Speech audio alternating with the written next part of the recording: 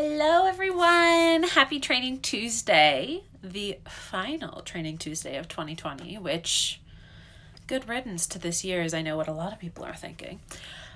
But for this final Training Tuesday of 2020, we are talking a little bit about 2021 and some goal setting there. And if 2020 has taught us one thing, I think for a lot of us, that's probably that we don't necessarily have the control we think we had when we started the year, right? Because all those beautifully laid out goals and plans and things you were going to accomplish this year, for the most part, didn't happen unless your goal was to stay home more and get really comfortable in sweatpants. And so since some of those goals went bye-bye, I want to focus on this coming year and how we can use that lesson, because I think while this was a very clear example of that happening, the truth is this is always the case, right? We always have the best laid plans, and there's always can be something that happens that throws a wrench in them. And so while we have a very clear example here, I think it's important to learn from that a little bit as we go forward into goal setting.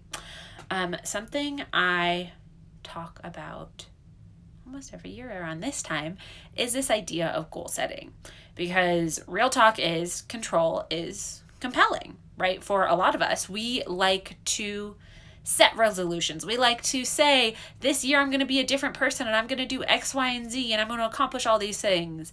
And I tend to think, let me know if this resonates with you, but I tend to think that when we get super restrictive about exactly how we think it is all going to unfold, this can actually be more of a challenge for us, because we put these really strict parameters on ourselves, and then if something comes that messes up our plan a little bit, it feels very overwhelming, right? And so when the shit hits the fan, it can be really challenging to adjust. And so that's why I've always been a fan of themes instead of resolution. So every year for my reflection at the end of the year, I spend time looking at what I've liked, what I didn't like, what I can learn from the year. This will be an interesting exercise this year for sure. And then I look at what I think my kind of word that summarized the last year was and what I want my word to be for the future year. So I like to set up a theme. And the reason I do that is because then all things ladder up to the theme. And while there might be certain things I have in mind for what I want to accomplish under that theme, it gives me a lot more flexibility. So if something happens like a global pandemic and I can't check off the, go on this trip like I wanted to do or whatever it is, it gives me more flexibility. And anyone who knows me well knows structure yet flexibility is like my mantra and everything I'm about. And so, funny enough, my 2020 theme was embrace. And when I wrote that, I was intending to embrace the craziness of having a baby and figuring out how that worked with work and everything.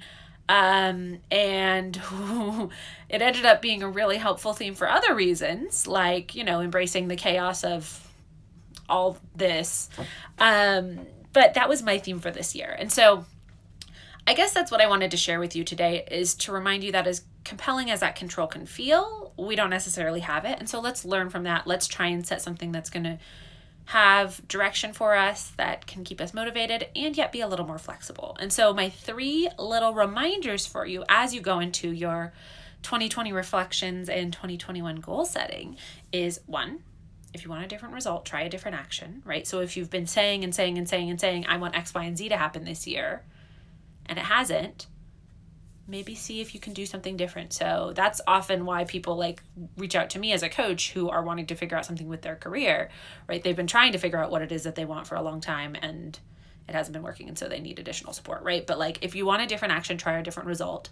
That lesson can be applied everywhere. So if you want a different action, try a different result this year. Nope. If you want a different result, try a different action this year. 2, if you are looking at the year and thinking, okay, I'm going to be this new person and have this clean slate mentality, let go of that a little bit, right? Because it doesn't have to be perfect. You don't have to do everything perfectly this year. You don't have to have X number of days compiled in which you've never done X, Y, and Z wrong. We are people. We are not perfect. And I would encourage you to remember that and try and let go of the clean slate mentality and instead focus on the fact that it's always improving and you can always adjust. And if you mess up, you can start again tomorrow.